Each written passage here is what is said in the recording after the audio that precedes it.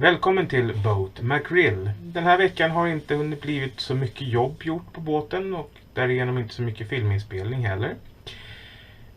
Det senaste ni såg så tog vi av taket på Doghouse och efter det så la vi in henne under pressändning för att det inte ska regna in. Jag har börjat titta lite grann på hur man ska få loss fönstren i Doghouse eller vindrutorna. Lite mer komplicerat än vad jag trodde. Och sen har veckan gått åt till att göra klart reparationerna på min Albin 25, för jag har faktiskt en sån också. En Albin 25 som i somras fick problem med motorn. En topp som gav upp.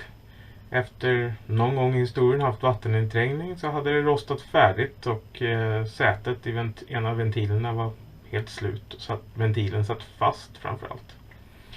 Nu är toppen bytt, motorn går som den ska och jag har då ett sommarnöje ett par år framöver medan jag renoverar Mackerel. Så jag tänkte gå lite över till planeringen när det gäller Mackerel. Mackerel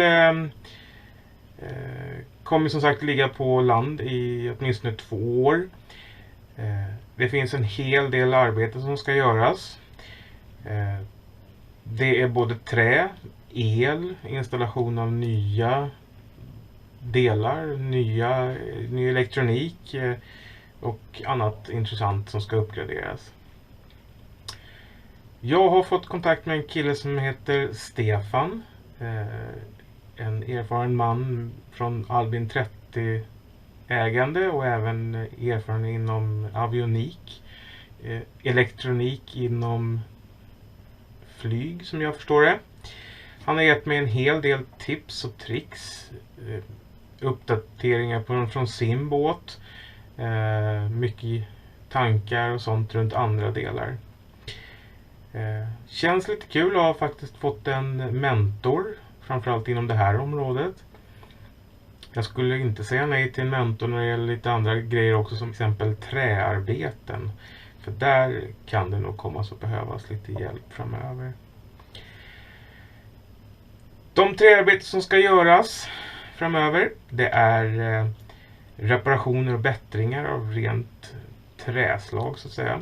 Som ni känner till, som jag berättade i förra videon, så är Mackerel byggd med standard plastskrov.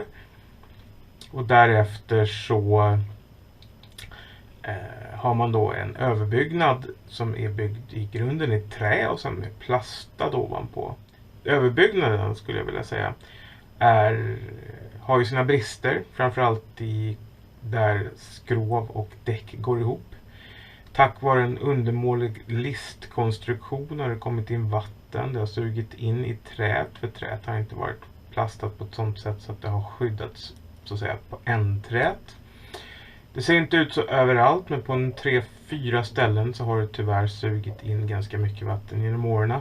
Och det har också resulterat i en ordentlig påverkan på det här plywoodmaterialet.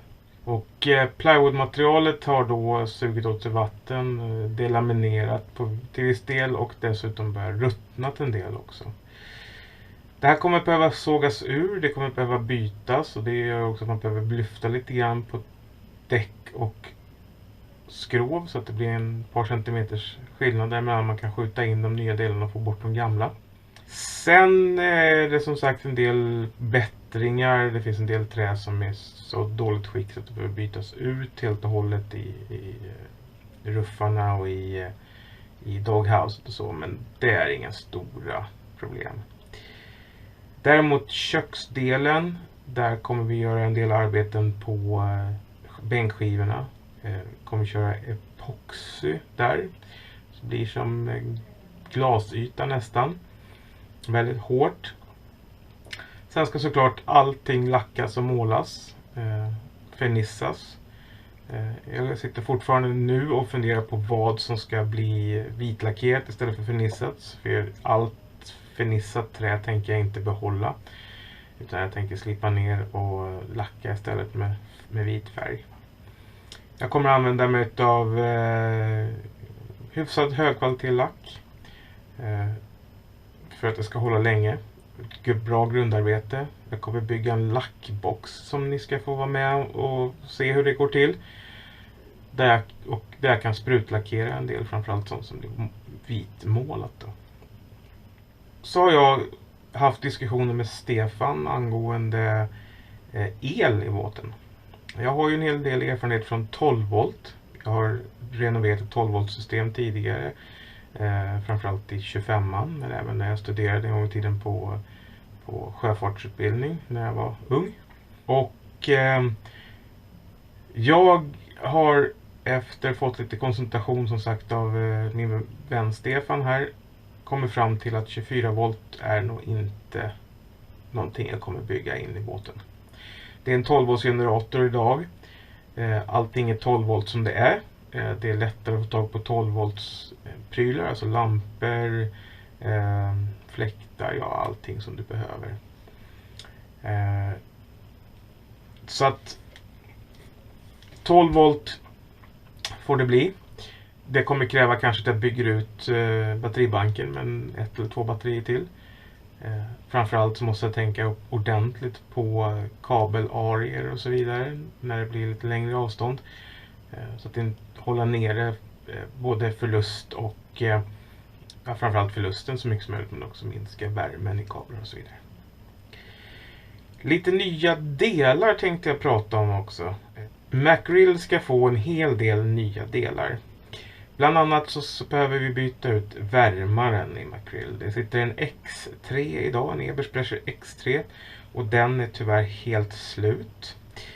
Sen behöver vi titta på styrningen. Idag är det vajerstyrning.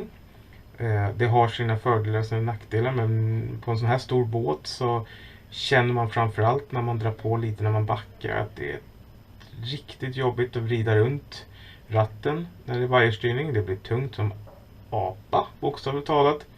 Och hydraulstyrning skulle därför vara att föredra.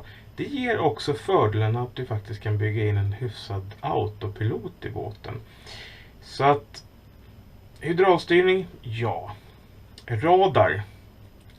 Jag har faktiskt den liggande i förrådet. Jag köpte faktiskt en radar, en Simrad 3G-radaranläggning. Behövde ändå ha en ny plotter i båten och det fick bli en 9-tums skärm. Så det kommer vi flytta in i båten så småningom. Jag ska byta ut en tank. Nämligen bränsletanken på styrbordssidan ska faktiskt bli vattentank istället. Och anledningen till detta är att idag sitter en stor 160 kanske liters vattentank i fören. Och eftersom jag tänkte bygga in en bogpropeller i Mackerel så måste den bort. Så det blir en 200 liters vattentank under förarplatsen där den ena av 2 tankar finns. Och den tanken används inte ens idag för att den är plomberad och bortkopplad på grund av att man har haft bakterietillväxt i den. Sen varmvattenberedare. Det kommer det bli. Självklart. VHF. AIS ska byggas in. TV såklart. Batteriövervakning. Ny spis och ugn. Och köksfläkt. För någonting som alla båtar jag har varit i hittills som inte har köksfläkt har problem med så fort man lagar mat, det är os. Det finns inget bra sätt att suga ut os på idag, stekos. Och man fyller gärna förruffen med stekos så fort man lagar mat. Och det där är lite tråkigt, så att jag tänkte en köksfläkt. Så där. Det var lite kort blogg för idag. Imorgon så åker jag upp till båten och börjar spela in lite ny filmmaterial. Jag tänkte framförallt att vi skulle gå igenom från för till akter invändigt. Vad för arbete som ska göras under de här åren. Lite mer detalj och så vidare.